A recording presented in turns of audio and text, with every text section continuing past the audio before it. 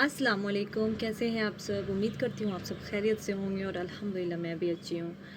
तो जी ये बाहर की जो नॉइज़ है उसे प्लीज़ इग्नोर करें क्योंकि मैं अभी आके छत पे बैठी हूँ और मुझे इससे अच्छा लाइट कहीं नहीं मिल रहा था और ये शाम के 5 o'clock हो रहे हैं, तो ये लाइट की बहुत ज़्यादा प्रॉब्लम हो जाती है इस वक्त। तो मैं भी छत पे आके ये ब्लॉग स्टार्ट कर रही हूँ और आज है 30 मार्च, दिन वेंसडे है, तो मैं आज स्टार्ट कर रही हूँ।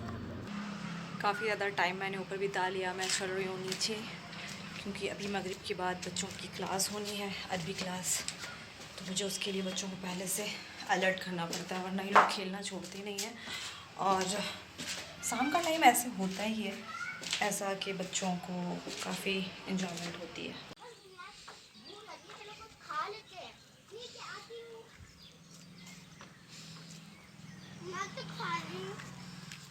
ये कब गिरा फातिमा?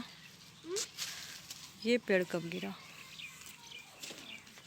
ये जब से कटे तब से लोग खेलने लगे। वाह कितना अच्छा है खाने के लिए। यहाँ रखा है। वो सब वो छप्पर है, उसको मत हटाओ, वो टूट जाएगा फिर। देखो वहाँ जाके रख दो। वहाँ पर भी बहुत सारा सब मिट्टी का बना है ना? हाँ वो मिट्टी का बना होता है, फिर वो पूरा टूट जाएगा, वो काम आएगा ना, उसको साइड में रहने दो वहाँ पे। बहुत अच्छा ऊपर छत बनाई हो बनाया। छत तो बहुत अच्छा है तुम्हारा। चलो मैं तो खा लिया। मैं तो बैठे बैठे ही खा ली थी। आपको तो पकड़ के आती है, मैं तो क्या बोली? इधर देख के बताओ। इधर इधर इधर इधर से देखो ना। हाँ मैं आ रही हूँ, इधर बताओ क्या बोल रही थी। चलो मैं चल रही हूँ। और बताओ ना क्या बोल रही थी। और बताओ ना क्या बोल रही थी। Thank you. वाह थैंक यू के वेलकम। अच्छा गुड गर्ल, गुड मैनर्स। अच्छा ये बताओ, ये बाथरूम को और यहाँ पे आमीना कह रही थी बादुम बादुम। बादुम का मतलब है बाथरूम। उसे बाथरूम जाना था और थोड़ी मोड़ी ज़िद नहीं कर रही थी, बहुत हेवी ज़िद कर रही थी, जिसको मैं बहुत ज़्यादा फुसलाने की कोशिश कर रही थी, बट वो हो ही नहीं रही थी कन्वेंस। पता नहीं, बस जाना है जाना है जाना है। देखिए मैं कितनी बार आ रही हूँ जा रही हूँ, मगर फिर भी उसे बाथरूम जाना था। वो इसलिए जाना रहता है उसे क्योंकि वहाँ बाल्टी जग से उसे खेलना होता है, भीगना होता है, और फिर वो शाम का टाइम था, फिर वो भीग जाती। तो फिर मैंने अभी बस उसे तो यहाँ पे मेरा आ गया था एक पार्सल, तो वो मैंने रिसीव कर लिया। और इसमें क्या है मैं आप लोग को दिखाऊंगी आगे। इसमें है रमज़ान के डेकोरेशंस के कुछ सामान, तो मैं ऐसे कलेक्ट कर रही हूँ। अभी एक आया है, अभी और आएगा, तो उसके बाद फिर मैं आपको दिखाऊंगी इसका पूरा लुक। तो जी यहाँ पे मैं बना रही थी कद्दू चने दाल का सालन, तो सोचिए आप सबसे भी शेयर करते चलो। यहाँ मेरी कढ़ाई हो चुकी है पूरी गरम और मैंने डाल दिया है इसमें मस्टर्ड ऑयल। और मस्टर्ड ऑयल के गरम होने के बाद मैंने डाल दिया पंचफोरन। पंचफोरन के बाद मैंने एक लार्ज साइज़ का प्याज डाल दिया है। इसे गोल्डन ब्राउन होने के बाद मैं इसमें मसाला डालूँगी। तो ये जी गोल्डन ब्राउन होने को है। काफ़ी लोग ऐसा भी करते हैं कि प्याज पहले से फ्राई करके रखते हैं अपने फ्रिज में स्टोर करके। वो तो मैंने नहीं किया, हालांकि पहले एक बार मैं की थी तो उसका बहुत अच्छा रिज़ल्ट आया था, बट अभी तो नहीं है, तो इसी से काम चलाते हैं। उसके बाद इसमें जाएंगे ड्राई स्पाइसेस, जो कि नहीं सॉरी, यहाँ पे मैंने डाला है पेस्ट जो कि था लहसुन और टोमेटो का, और इसमें प्याज पेस्ट और फिर अदरक का मैं नहीं डालती। तो इसमें अब मैं डालूँगी ड्राई स्पाइसेस जो कि है नमक, हल्दी पाउडर, मिर्च पाउडर रेड जो होती है, उसके बाद फिर काली मिर्च, जीरा, धनिया, सबके पाउडर जाएंगे इसमें, जो मोस्टली हर कोई डालता है। उसके बाद जी इसे करेंगे अच्छी तरह से फ्राई फ्राई फ्राई फ्राई। और फ्राई हो जाने के बाद मैंने क्या है कद्दू चने दाल को अलग से उबाल करके रख लिया है। यहाँ पे हमारे मसाले हो गए फ्राई, यहाँ पे मैंने उबाल लिया है इन सब चीज़ों को। यहाँ पे मैंने मिक्स कर दिया, mix mix mix mix mix. उसके बाद जी यहाँ पे थोड़ी सी उबाल आ जाने के बाद जितने सालन का आपको शोरबा रखना है रख सकते हैं। उसके बाद मैंने डाल दिया यहाँ धनिया, तो मेरा काम कंप्लीट। तो जी यहाँ पे मैं आप सबसे कुछ कह रही थी जो कि आवाज़ बाहर नहीं आ पाई खुल के, वो दब के रह गई।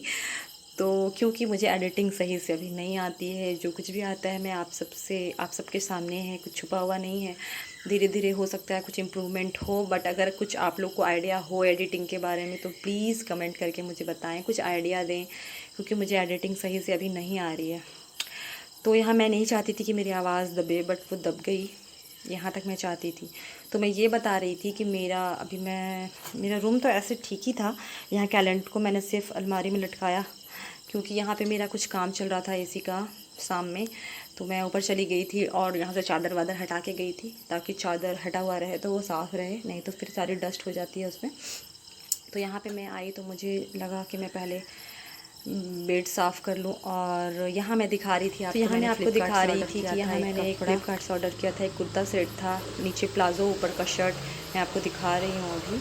तो मैंने कुछ और ही उम्मीद लगा ली थी कि ये कुछ अच्छा होगा, बट इसका स्टफ़ मुझे बिल्कुल पसंद नहीं आया, तो मैं ऐसे करने लगी थी वापस। और इसका दुपट्टा भी कुछ फोल्ड था उसमें भी, हालांकि मेरे हस्बैंड बोले अच्छा है रख लो, बट मुझे नहीं रखना था। जब मुझे वो पसंद नहीं आ रहा तो मैं उसे पहन नहीं पाऊँगी, कंफर्टेबल नहीं थी मैं उसमें। और यहाँ पे देखिए दुपट्टा तो अच्छा लग रहा था, मगर यहाँ पे देखिए क्या था। तो मैं इसे कर दूँगी अब रिटर्न। तो यहाँ पे मैं अपनी क्लीनिंग स्टार्ट कर दी हूँ। और आप सबसे मुझे कुछ बात भी करनी थी कि मुझे थोड़ी सी दिक्कत होती है किचन में शूट करने में, क्योंकि मेरा जो किचन है उसमें क्या था कि काम जब हो रहा था, मेरे किचन को बने हुए 2 इयर्स तो हो गए हैं, लगभग होने ही वाले हैं।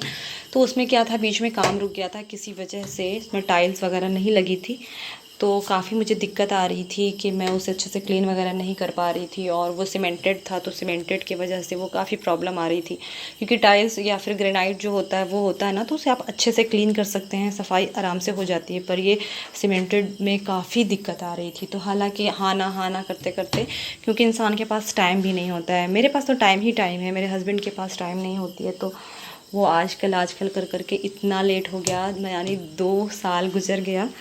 और अब जा कर के वो, क्योंकि अब रमज़ान आ रही है, रमज़ान में बहुत ज़्यादा दिक्कत होती है, क्योंकि क्लीनिंग यहाँ पे रमज़ान में क्या होता है कि आपको क्लीनिंग के साथ साथ बच्चों को घर, खाना पीना, रोज़ा, नमाज, किताब, मतलब सारी चीज़ें, इबादत वगैरह आपको करनी है। ऊपर से आप इसमें इतना टाइम दोगे तो फिर आप उस चीज़ में टाइम नहीं दे सकोगे।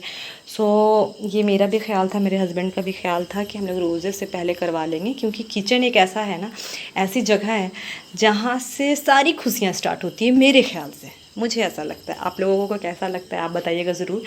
बेडरूम या फिर डाइनिंग या फिर कोई भी एरिया हो, बट उतना इम्पॉर्टेंस नहीं रखता जितना कि एक किचन इम्पॉर्टेंस रखता है आपके घर में, एक अपना घर और आपकी लाइफ में, क्योंकि वहाँ पे खाने बनते हैं। मोस्टली जो औरतें होती हैं या जो भी घर में खाना बनाता है, मर्द या औरत, वो ज़्यादा से ज़्यादा वक्त अपने किचन में देता है। तो किचन को इतना खूबसूरत तरीके से इंसान को, चाहे वो उसके हिसाब से जैसा भी हो, दूसरे के हिसाब से, पर उसके हिसाब से मतलब वेल ऑर्गेनाइज्ड और अच्छी तरह से सजा हुआ और अच्छी साफ़ सुथरे से रखा हो, तो बहुत ज़्यादा ही पॉजिटिव वाइब्स आती है वहाँ से, और पॉजिटिविटी भी जो है वो बढ़ती है।